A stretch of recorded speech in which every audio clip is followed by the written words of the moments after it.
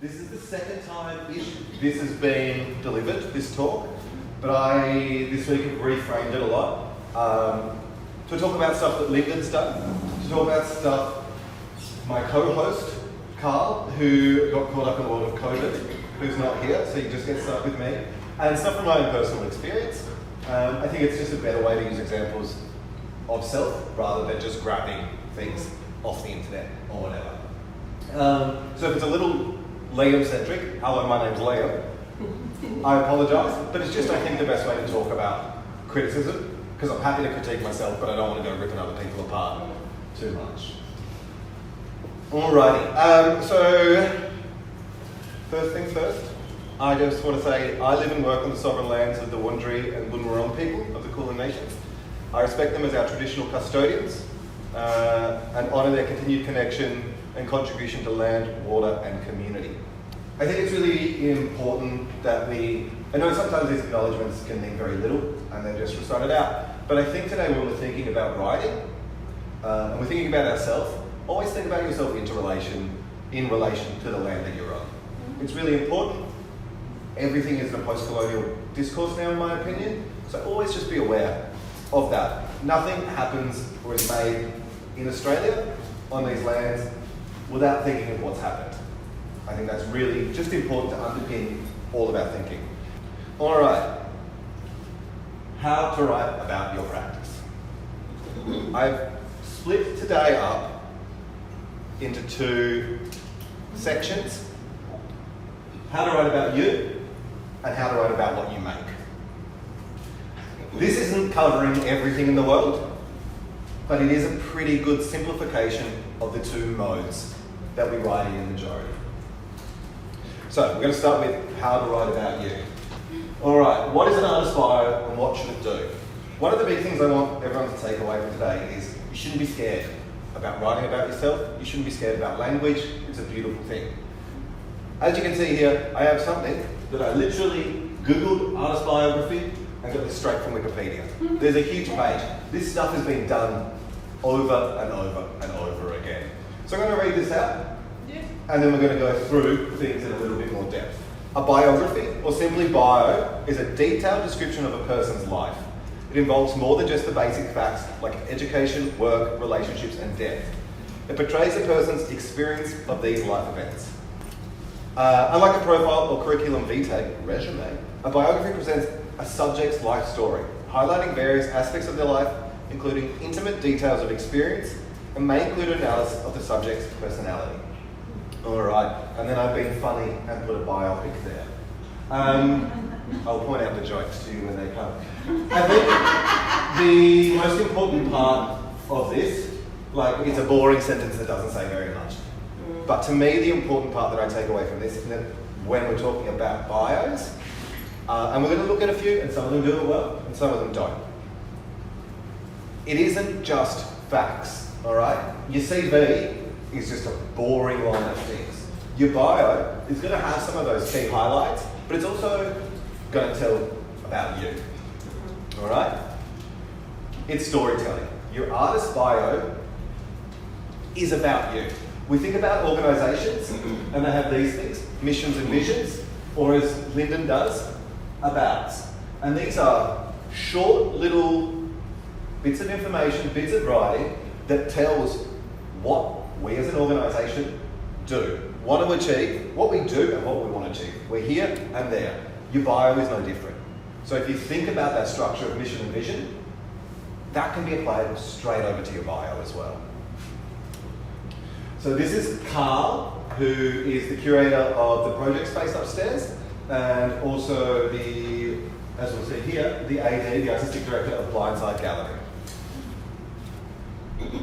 When I read Carl's out, I just want you to think about how it does that. It states some important things, but also tells us a little bit about Carl and why Carl does things. I'll read it from here. Inspired as a child foraging through his parents' archive of pictures, recollecting stories of their youth, Carl discovered in photography an opportunity to come to terms with the nature of subjective experience through exploring the formative role visual language plays in modelling our memory, identity, and perception of reality. Carl's photographic works have been exhibited in group shows across Australia, with his debut solo exhibition, In Passing, forthcoming at the Perth Centre for Photography in May 2022. In addition to his artistic practice, Carl's portfolio includes private commission, commercial photography, and fashion editorials.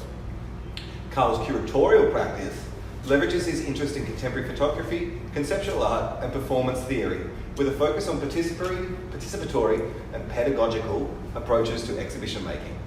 Carl currently serves as chair and as artistic director at Blindside Gallery. Carl holds a master's degree in art curatorship from the University of Melbourne. All right, yes? You might cover this at some point, but will you be able to talk to if someone is fresh, doesn't have any of that experience? Yep, we can definitely talk about that. And what to put in. Yep. Do you want to remind me of the Q&A? And we'll get into that, because, yeah, we can definitely talk about that. But on that, we can look at the first thing, which you can also do. All right, so Carl, Carl's done a fair bit, so we do have. But he's talking about his first solo exhibition this year. Although Carl's been in the arts for about a decade, this is the first time he's having something. But it's in there because it's upcoming. Not everything has to be something you've done. Totally fine if you've got things coming up that you're excited about, pop it in there.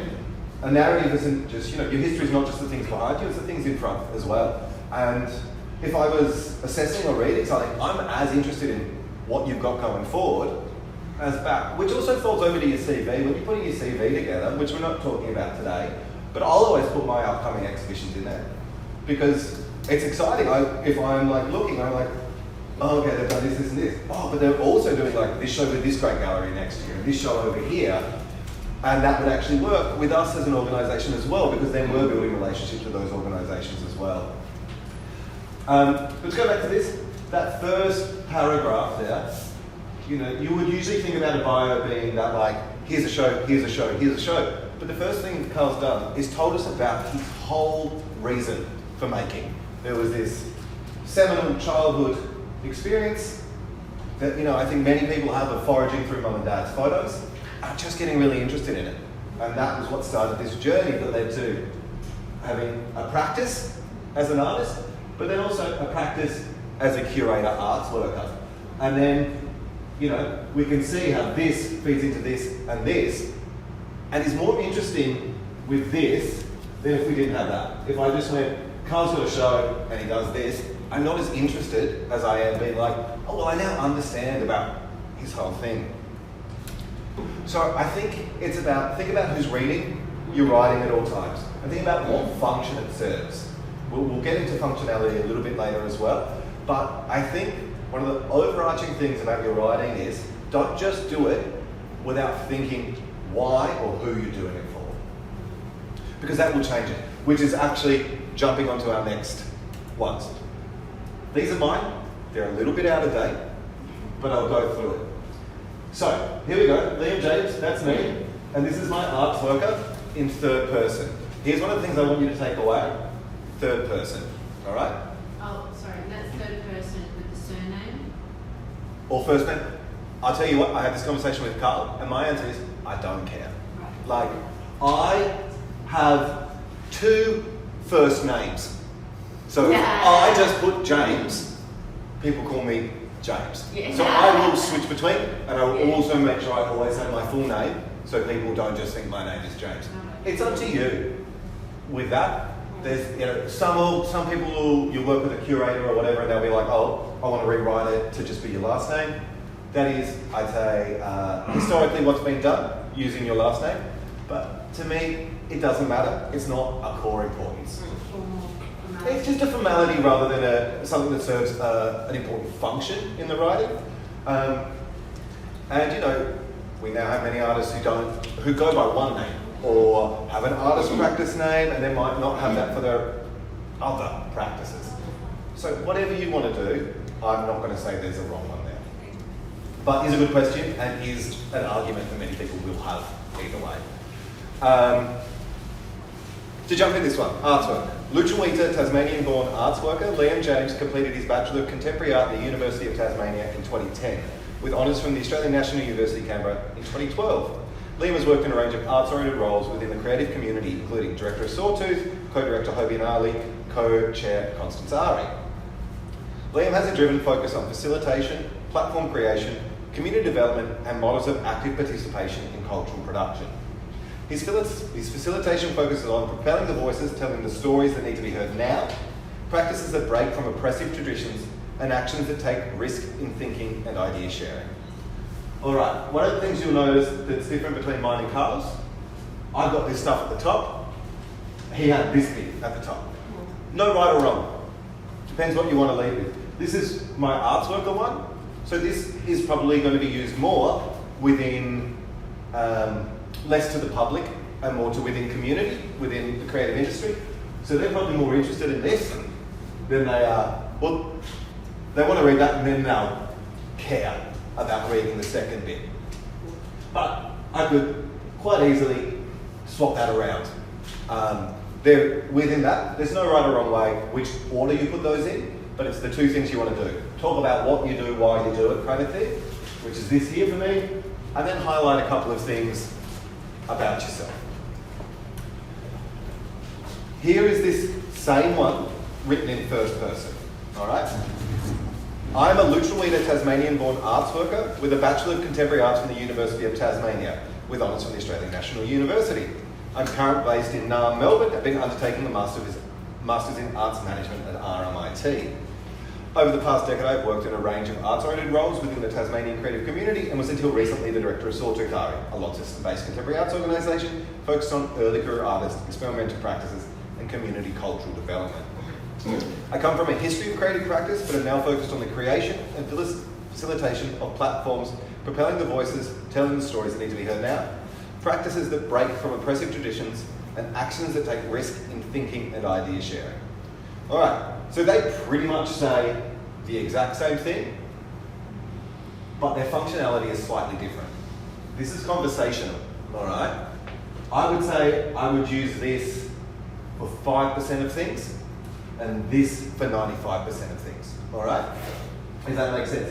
This is if I'm working with, if I want it to be conversational, if I'm sending it to someone to apply for a job, let's say, or something like that, where I want it to be informal, or if I'm working with maybe a non-arts organisation where there isn't that pre-knowledge around a lot of things. But I would say 95% of the time, you want to be third person with your bio writing. It's a bit easier to write in. You don't have to feel like you're bigging yourself up as well, which is really hard when you write in first person. But don't people realise that it is you writing in the third person? It depends where it is, because I might send I've got a show, right? I'm sending this bio over to the curator, who's then putting it on the room sheet. That's fine.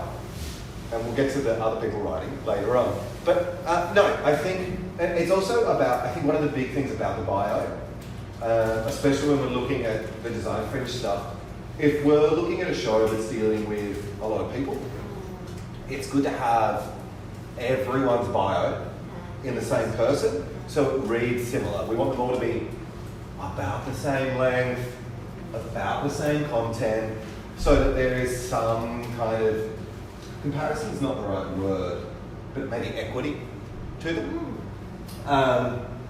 So there is time and place for first person bios, but most of the time, you want to be writing in third person. Here, again, and then we're done with me for a little bit, is my artist curator bio in third person as well. So all I wanted to do with this, I'm not going to read this bit again, but here, it just talks differently because my arts practice, when I practice, is different thematically to my arts worker practice. All right? So as you get here, I talk about Australian art history, personal identity, the art canon, discomfort of belonging, blah, blah, blah. That doesn't cross across to my arts worker thing. That's about a very different thing. They're all part of my creative output. And so some of you might have, something that sits over here in this medium and something that sits over here in this medium. They want to be really different. But then you might have a hybrid practice that sits in between, and that again might be a different one. So what I'm thinking is, like, if I'm curating a show, let's say, it might be this one, because my curation probably does feed onto that, but my art's working feeds more onto the thing about access and inclusion and things like that. So when you're writing your bio, again, it's about being aware of what you're using that bit of writing for and what you want the person who's reading it to come away with. I'm going to jump to another one. This is Ash Keating, who had a show with us a year and a half ago, I think. 2021. Yep. You can see Ash's a little bit longer. Carl's is a bit longer than mine. It depends what you want to say. I like to keep writing brief. But it doesn't mean it has to be. But you don't want it, but yes, you want it to be short. Because also remember how much people are reading. All right? It's not a lot. It's not a lot, so you've got to get it across. So here we can see Ash Keating works with expanded contemporary field through painting, performance, sculpture, video, intervention. Keating's large outdoor murals created with paint, fire extinguisher can be found across Melbourne. So we've got it in third person there again. And it is giving us that overarching view of the entirety of Ash's practice. I won't read this one all out. We then talk a little bit, it focuses down onto maybe like a year or so of practice. I don't think you necessarily need that unless it's serving function for like a specific show, all right? And then you're getting more into later. This, and then this is all I would do. This will give you a bit more, but do we need it? Probably not. How long has he been practicing? A long time. Yeah. So you will see the bios for more established artists will be longer than early career artists. So it's almost hard to trim them down, but also you've got to keep in mind. Yes, exactly. Yeah, it is. It is hard to cut it down, but it is important to do. Like if they say you have 300 characters. Something like that. Stick it. That's a really good one to note as well. If there's a word count that someone has given you or a character count, stick to it. It is also, like the speed, a limit, not a challenge. Just because it says 500 words, don't mean you've got to get 500 words, all right? We have two curator biographies here. Anna's on the right. Yeah, that's right, guys. Is a curator of the show upstairs, which if you haven't seen, have a little look at. These are both, in my opinion, nice. But what they don't do, to me, if you see, they don't give me that storytelling that Carl's had. And from a visual point of view, who actually read any of that? Because I don't. I've accidentally got rid of all the italics as well, I'm sorry. But, you know, it does highlight, it gives me that. But if I double space those down, that's just a CV, you know? So, Anna's gives me a little bit more, because it's kind of putting some context and things, but I want a little bit more storytelling in there. And it doesn't have to be like Kyle's, where it's right at the top of mine, where it's right at the bottom. You can link it through as well. You could state something and then this, and then state something and this. Again, there's no right or wrong order, but as long as you're covering those two things. All right. That's R's bio. Pause for any questions there. If not, I'll jump into write about, and then we can jump into Q&A afterwards. Awesome. Bios are great. How to write about what you make, the harder one of the two. This, to me, is something that I made up. But I think it's a nice way to think about it. Artist bio sits up here. And it is overarching. It's talking about what you've done and encompasses everything that you've done collectively. As I said here, it's broad, it's holistic, it's cumulative. Think of it that way. You're saying everything, so you don't need to be hyper-specific. Then things like this, project description, work didactic, exhibition rationale, artist statements, whatever they're called, in wherever you're working, they're all a little bit different in their length, in the style of writing they might be, but pretty much they serve the same function. We write about what we do all the time. It has many names, but the important thing is these are specific, all right? Your bio, it's holistic, it's broad. Sorry for the word holistic, it doesn't always mean hippie stuff. These bits of writing sit under our biography, and they must just refer to the thing you were talking about within each individual situation. So, if I'm writing an artist statement for a whole show, all right? It's talking about that show collectively, all right? Talking specifics there. If it's a work didactic, it's talking about that work specifically, all right? I don't need to hear about your overarching practice when I'm reading about this one photograph. What does Didactic means directly. So work didactic like wall label. Yeah. All right. Here again, the same point that I'm making at the beginning about the bio. There's heaps of stuff on the internet about what an artist statement is. Again, straight from Wiki, big article on it. An artist statement or artist's statement is an artist's written description of their work. We will argue about that first sentence in a little bit. The brief text is for and in support of their own work to give the viewer understanding. As such, it aims to inform, connect with an art context, and present the basis for the work. It is therefore didactic, descriptive, or reflective in nature. I don't really care about that. What I care about a lot here, the brief text is for and in support of their work, and is to give the viewer understanding. Your artist statement is not for you, all right? I cannot press how important writing about your practice is from beginning to end for you, but when we're talking about an artist statement, a room didactic, it's for someone else, okay? There's a Calvin and Hobbes joke there about what everyone thinks about writing around the art, and that it's total and utter wank, and it's a waste of time. And I would agree that 85% of writing around art is that, but it's not what it should be because it serves a real function. Here I have a classy tattoo joke. This is like my little personal metaphor. I like to think of the writing we put with whatever we make as a key to help others unlock or understand what it is we are trying to do. We as creatives spend, a year, 2 years, even 6 months working on a piece, a body of art. We've spent a decade building up to that, 2 decades, 3 decades. The information that we hold about our material, our philosophies, our opinions, there is so much in there, all right? And then we take that and we put that into a thing, a single thing, right? And that's beautiful and amazing and I love it. But someone coming off the street, they haven't lived inside our head for a decade, mate, gosh. So how do we help them understand what we've done? Your artist statements, your didactics, first or third person, totally fine. The importance is what you think works best. It might be within the context that it's being displayed, might change things. It might be the type of practice you have, might change things. It might be how you feel about your work, might change that choice of first or third.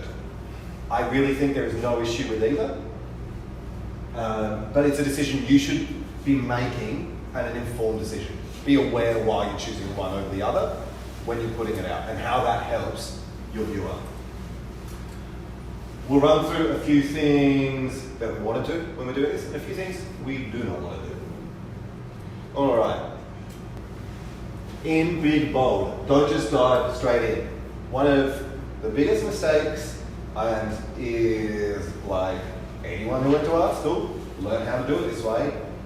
Don't finish a body of work and it's due to be handed in or put up on the wall the night before and write something straight out, train of thought, and put it on the wall. Because it's not going to help anyone. It's not helped you. You've got no clarity about your practice from that exercise, but it certainly isn't helping anyone coming in. If we think about the lock and key metaphor, it's there to make your art work, all right? If they're not working together, then they're just two separate things that are of no use. So we want to make sure they're pairing up. And I think that's what I say there. Yep. Don't dive in, and never leave it to the last minute, all right? So we're talking about taking time, because it is important. Writing about your practice to share is really important and will and can be the difference to being a really successful outcome or a really negative outcome, especially for your viewers and organisations. When we're trying to work out what to say, these are a few tools I use. Everyone will have different tools, build your own, but some that I recommend is you want to build in enough time between finishing your work that you can sit it away and then spend time back with it, all right? So spend time looking at your own practice and what you do. Spend time talking about your work. We all have friends and family members who will let us talk about the things we do. Even if they're bored, they have to pretend to listen. Even if it's just for you saying it out loud. Because if you have those conversations over and over again, each one will be different and people will ask you different questions. But then you realise, oh, those 100 things I thought I was making about, I'm now realising that the thing that keeps coming up in the conversation is actually these 2 things. And those other 100 things that I put into the work, maybe they can sit softly underneath, and my writing is only really about these 2 things. Write freely about your work. I said don't write train of thought down. Do write train of thought down. Just don't show anyone else. That's for you, all right? Write specific words that matter. I am a big lover of brainstorming, of word association, of mind mapping.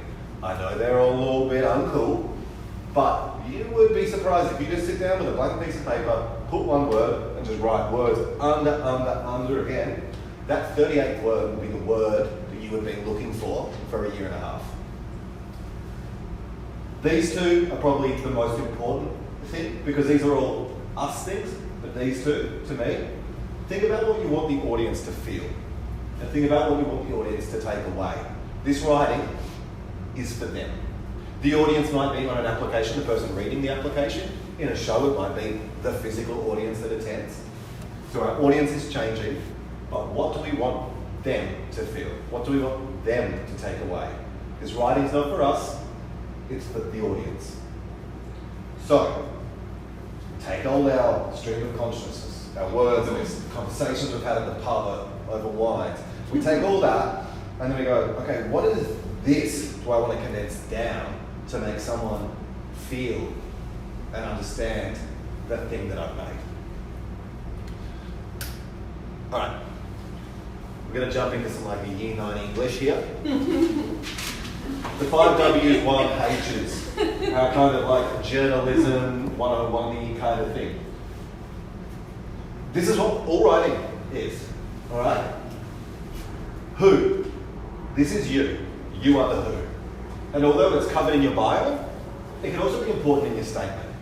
And it will be important, the level of importance will be different to each of you and to your practice.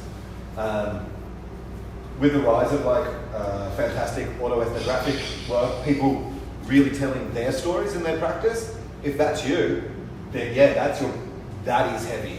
If your practice is process driven, that you bit, it's only small. So just be like, where is the importance of me in the practice, the relationship between me and the outcomes, and that will help you ascertain how much of the who to be putting into your writing. What is one of the key ones that I'm going to expand on. Who, we're done, you get it. When, this is placing of your practice within a historical or contemporary context. This is really important as well. As I said at the beginning, the when for all of us in making in this country is that we're on stolen lands, all right? The when is also, I'm making it now. So, we're thinking about all different types of when, all the different histories that have come before and where we're feeding in and how that works. Where? No? Yes. Where? Location. Where did you make this work? Where are you showing this work? And how do these factors shape? This when and where tie in together, okay? Because the when and the where are never inseparable. And sometimes you might focus on more than one than the other. Why? This is another key one, like what, that I'll go over a little bit more. How? How is like the who. And they're the same letters. This might be important to some makers, but not others. So if your practice is process-driven or medium-specific, responsive, then you want to include that. If it's not, then don't, all right? 90% of people know how a digital photograph is taken. 90% of people understand how a graphite pencil makes a mark on paper. Great. So these two will be dependent on how much you put in, okay? You don't need to go into huge depth about your practice. unless you need to. You don't need to go into huge depth about who you are, unless the viewer needs to know that. All right, so this is our what? This is taken from Honor Freeman's exhibition, which is currently upstairs in the gallery. Some of you may have seen it, some of you won't have, but that's fine. But when I say what, be simple, okay? People might have this is like almost contradictory to the things I've just said, but that's life. People might have no idea what it is you have made from a physical perspective, but they are always very interested, okay? Especially, and I apologise to some members of our group here, any man over 40 will touch your artwork unless you tell them what it's made of. All right?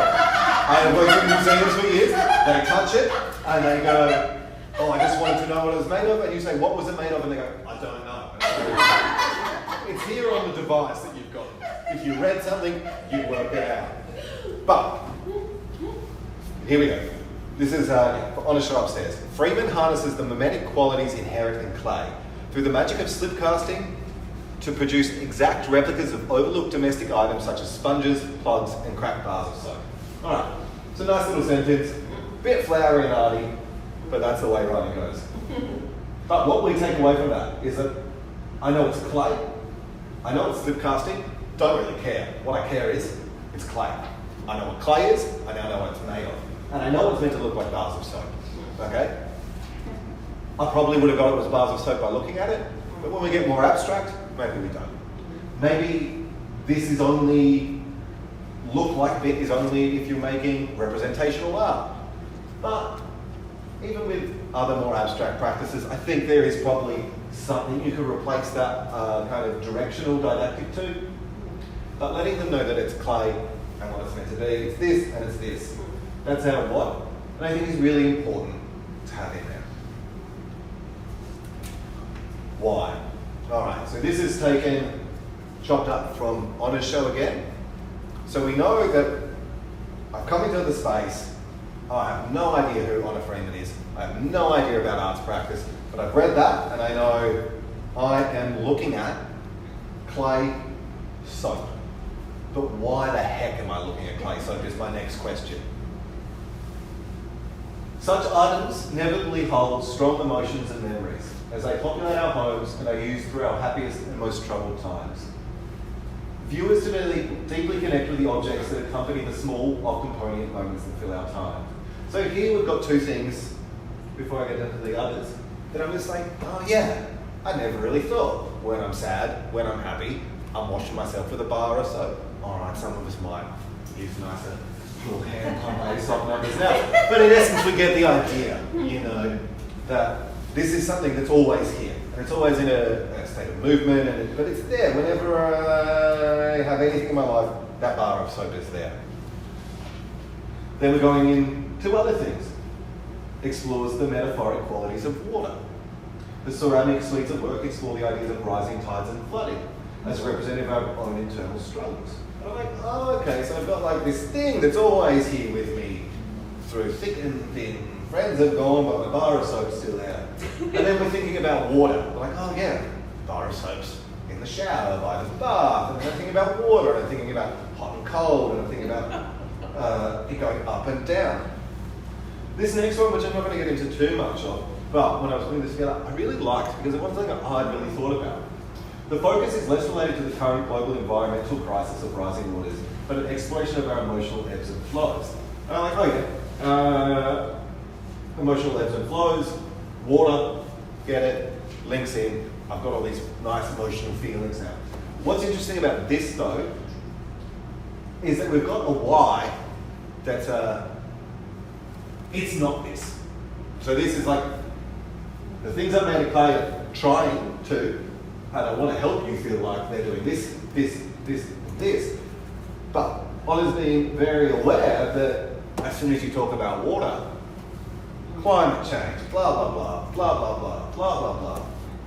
And she's very intelligently gone, that's cool, take your own reading away, but that's not what I'm trying to say. I'm not having an environmental statement. I am literally talking about these soft, poetic, poignant, sad, moving moments in life. The viewer has every right to take away whatever they want from your practice. Once you put it out there, it's theirs. That's why this writing helps us guide them to get what we want them to get. But I'm now like, maybe this is a good kind of thing to put in. Maybe some of, when I've made works and people have read it not the way I would have liked it to be read, maybe that little half sentence shifts them back over here. So it's that lock and key, but now I'm also bringing in a like keeping them on the road metaphor. Lots of metaphors, eh? So we've got our, when we're talking about our artist statements, our didactics, what and why. Those other 5 W's and 4 W's get in there. But they're the 2 that I really think you should think about the most. Things to avoid. All the stuff that we've looked at today and everything you will look at, we'll do some of these. Don't waffle. Say what you need and get out. It's an idea in some French cinema that I'm not going to bother naming because I don't want to waffle. But the idea is come in as late in the scene as you need to and leave as early as you need to. Again, as we talked about the bio, why are we making things long? No one's reading anything. Why would they read anything? Don't overstate what your work is doing. This is another classic example of I just finished 3rd year and I'm going to save the world. You're not. We're saving it together, not individually.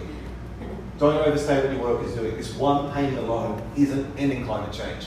You're not saving every single person in the world. I guess one of the things I want you to take away is be honest. Like, you're trying to do something. You're trying to express something. You're trying to feel something.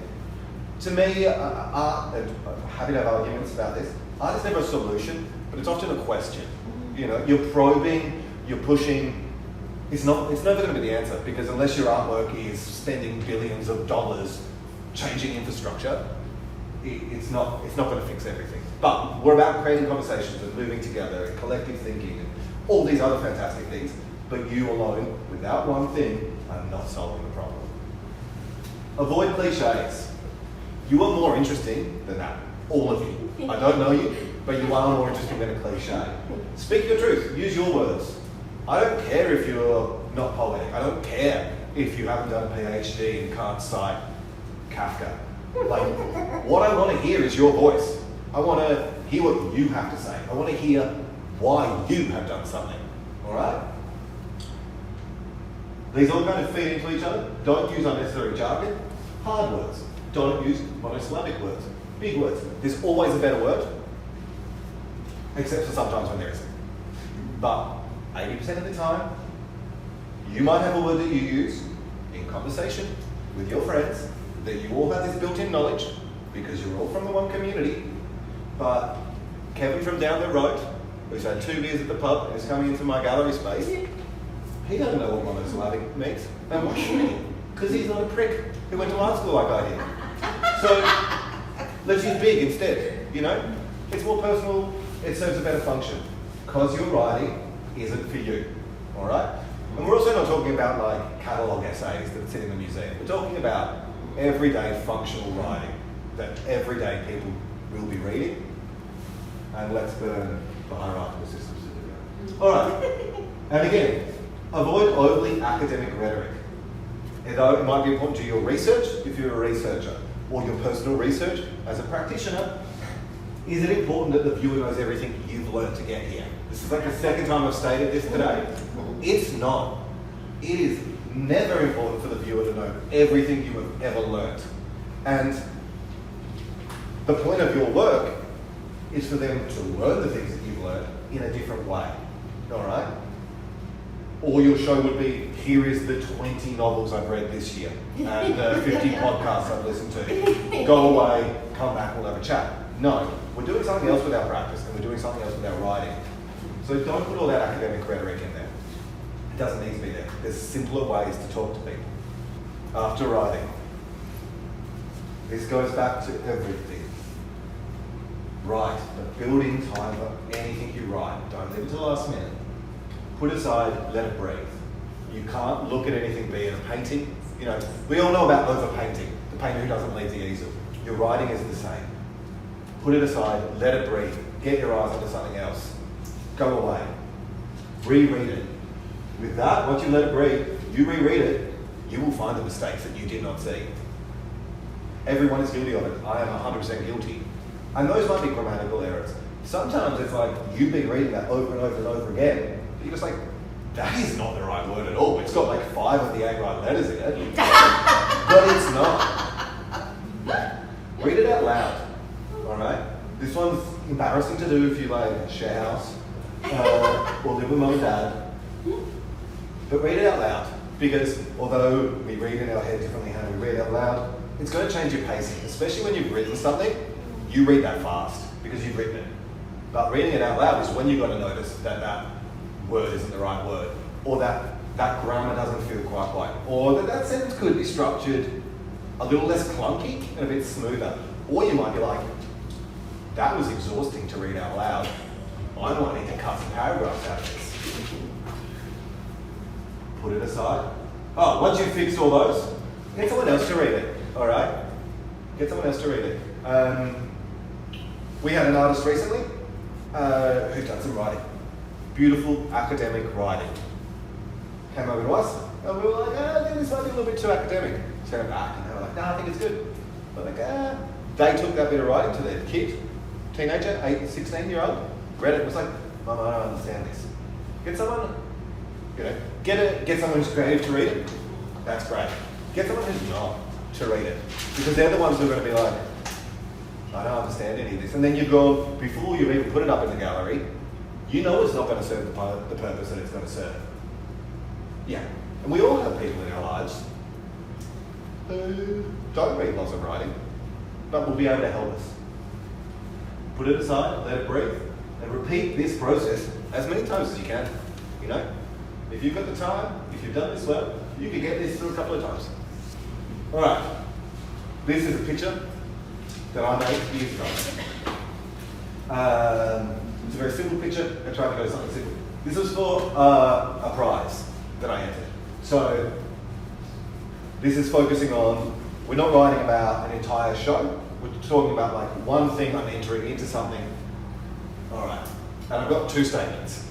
All right. We'll read the first one. And then maybe the second. We'll see how we go.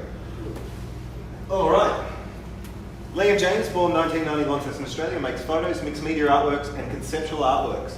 By exploring the concept of landscape in a nostalgic way, James creates intense personal moments masterfully created by means of rules and omissions, acceptance and refusal, luring the viewer round and round in circles. His photos appear as dreamlike images in which fiction and reality meet. Well-known tropes merge, meanings shift, past and present fuse. Time and memory always play a key role.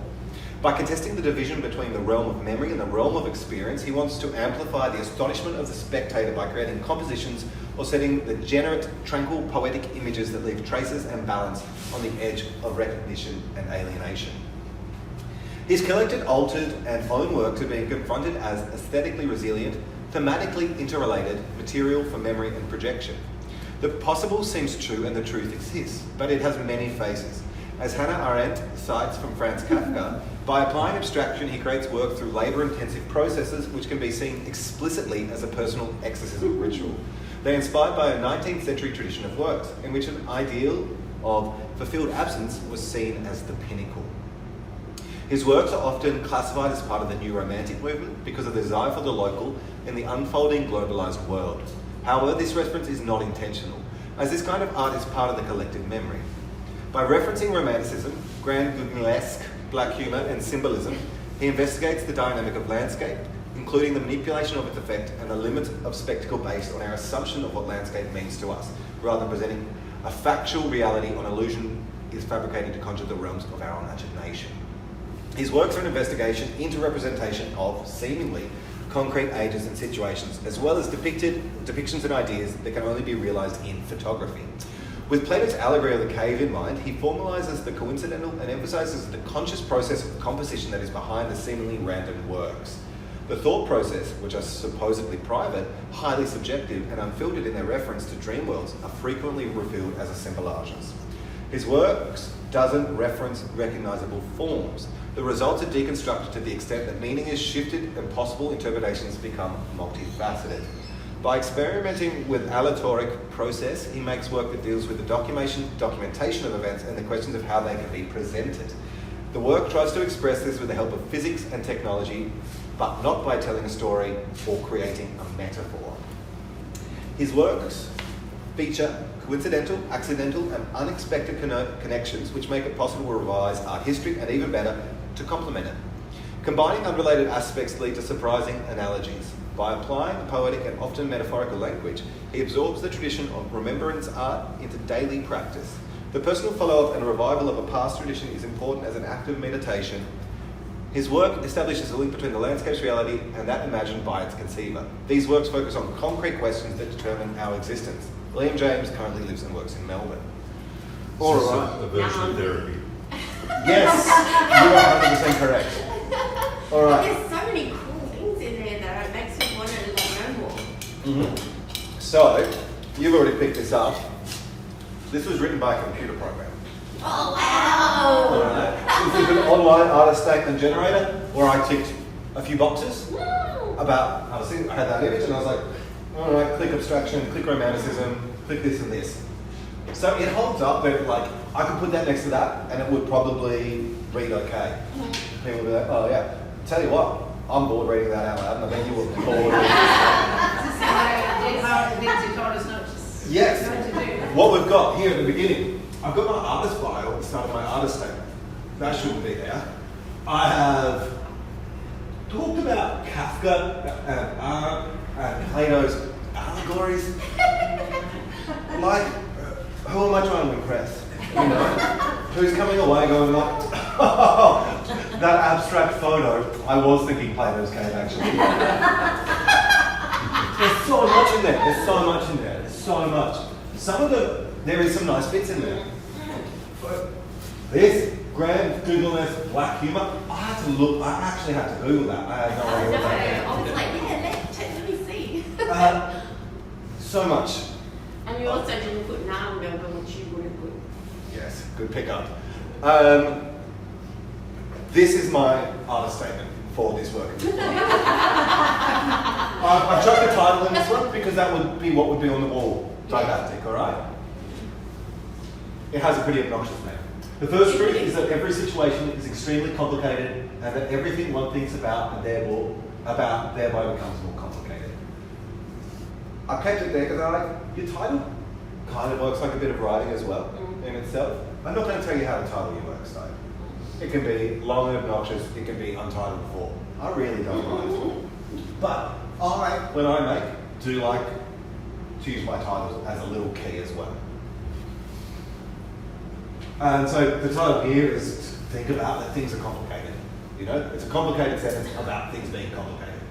But here in my writing, I want it to be simple. This image is a photographic self-portrait of conventional head-focused framing rendered in orthodox mode of light to sensor. All that differs here is the camera lens has been removed. So here I've said, this picture here is a self-portrait. That's a photo of me, but what I've done is I've removed the lens. So it's just light and sensor. The camera lens and the human eye are both devices that suffer from optical aberrations. Obnoxious word, but I had to use it because it's a scientific word. All right. There's not another word I can put there that refers to that the camera and the eye both do weird, stupid stuff. When we take both false renderers away, what is left is a pure conversation between body and mind. So what I'm saying is, I take away the eye, or I take away the lens of the camera that straightens light up. What I've got left is just the real thing, just the light that we have. Self-portraiture is often used as an aid in comprehending our existence and mortality. This work is no different. The image is not a flattening or simplification of the self, but rather a showing of the cosmic complexity of individual existence and the ongoing expansion of photographic self-examination. That's so cool than the other one. So this is 2019. If I was rewriting this today, I would probably write this simpler again. Probably about that length, but I would probably take away some of the bigger words. But most of those monosyllabic words are words that most people will know anyway. Quick question. Yeah. So, would this be a statement that you would apply to each image on exhibition? So this is for a prize. So where I'm entering just one image to sit in a group with a bunch of different artists. So this would be just to one image. A show statement would be a lot longer, probably, because I'm talking, each image in the show is probably doing one thing. A show statement could be this long though. If I'd done, let's say, 12 of these, different self-portraits without the lens, hung them around the room, they're all pretty different colours depending on the time of day and blah, blah, blah, and light, that would cover it. You know, I might put one or two more lines in because I've got the space and people will read it. But if my show was a full group show and there was a bit more complexity to it because each artwork was doing a different thing or it had this bigger thing, then yeah, I'd probably thicken it out a little bit more. But in essence, you could get away with that for a group show, for a solo show. But here, yeah, we're looking at just for a prize. Yeah. Some shows you see might have like a full artist statement and then each work would have a statement like this. I'm not going to tell you not to do that if that's what you want, but what I'm going to tell you is I'm not reading. I'll read one, but not both. But sometimes you need it, sometimes people need it, that's fine. But can we see that this bad, this better? Yeah. And I think there's a place for going into that kind of referentialness and literariness and stuff. That there's a place for it and an audience for it, but yeah, but it's not on my artist statement, it's not on my room didactic. It's in a catalogue essay when I'm having my retrospective. okay. And then that's because the only people reading it are 15 other curators and like 10 PhD students. Who, when they're coming into a gallery, I'm going to read your artist statement anyway. You know, they're not going to read any of it because they've got all that, suppose they have that knowledge already. So never, if you've written that, and that's what I'm saying, read it out loud, because you will feel the suffering if you have to read that out loud. All right.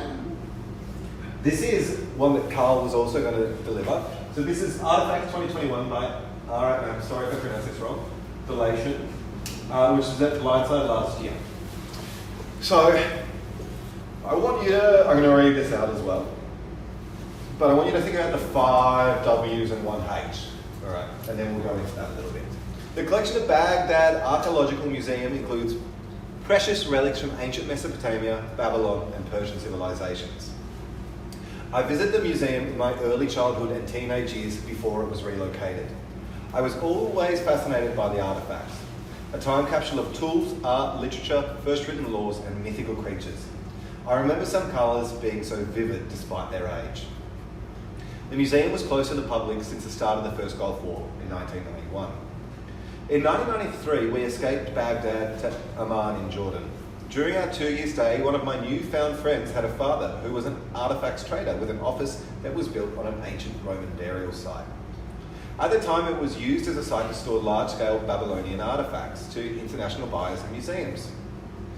It was a mixed reaction between the excitement of being able to touch the pieces and not knowing whether the pieces were illegally excavated. The Museum of Iraq was looted during the 2003 invasion of Iraq, and only some of the stolen artifacts have been returned.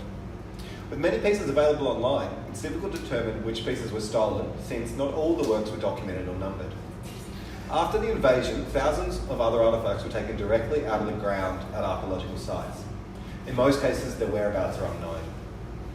The work is a tangible visual memory of objects, architectural forms of vessels. My intentions were not to replicate the pieces, but to draw from them.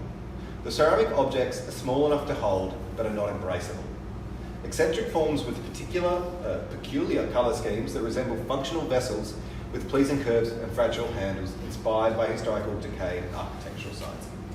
All right, it's a pretty nice little bit of writing, as you can see, longer than what I would do, but this is good length as well. If I go here, as you can see at the top, who, what, when, where, why, how, I would argue with myself that some of the ones that I've made here are incorrect, but it's because I think they're serving dual functions. Sometimes things aren't as simple as doing one thing. Something could do a what and a where, or a who and a when at once. But what I wanted to do here was show you that it doesn't need to be broken up as in, here is who, here is what, here is where, here is when. They actually interweave into each other. So here, like this, I was always fascinated by the artifacts. That's our who. That's are talking about themselves. Even though it's in between, you know, a when and a what. So one sentence can do multiple things in your writing, and that's when you can start to condense your writing down, when you don't think about it paragraph, paragraph, paragraph, covering this, covering that, covering this. As you can see, all of those colours are in here. Even though it's not 1, 2, 3, 4 paragraphs, let's call it 3 paragraphs really. So in a short time, it has covered quite a lot of information and has placed it within a historical context, has placed it within a location context, has told me about their life story, has told me about what the forms are made of. You know, there's so much in that bit of writing that just aces everything to me. Alrighty. In summary, make it your own. Have fun. Be reflective. And this one, be honest. These are like the core things that I think if we take away, you'll be fine. Like, and I would say that applies to your practice as well. Just be honest with yourself and you'll get it right. All right. I thought that was going to be half an hour, so I apologise that I talked for so long. Questions? Jump in. No. No? Personally, I think I need to learn how to do it because, as you pointed out, you need to write it differently for different purposes. Yeah. And you don't want to be running off to someone to do it. Also, I don't know that anyone can write it better than you can, than yourself can. So personally, I make that decision with each body of work that I make. So I've worked quite closely with creative writers and poets before to do my artist statement or room sheets, where I will take a bunch of writing that I've done, that like train of conscious or all my like journaling, and give it to them and be like, I want you to write a creative response in response to all the stuff, like, you know, that like 10 years of knowledge that I'm talking about that the viewer doesn't need. I've gotten them to do that. I've paid them, that's important. Because what that is a different type of key to lock kind of situation. Because I really like poetics. There's a lot of poetics in my practice, so I think giving poetry as my artist statement is a really nice way to unlock that practice. That's really specific to me. And the conversation we're having today, like I started with, I'm really taking this from, this is what organisations want. That thing that I do, organisations hate it. Because it's airy, and it's romantic, and flowery, and poetic. I love it. Artists that I work with, who are also that, love it.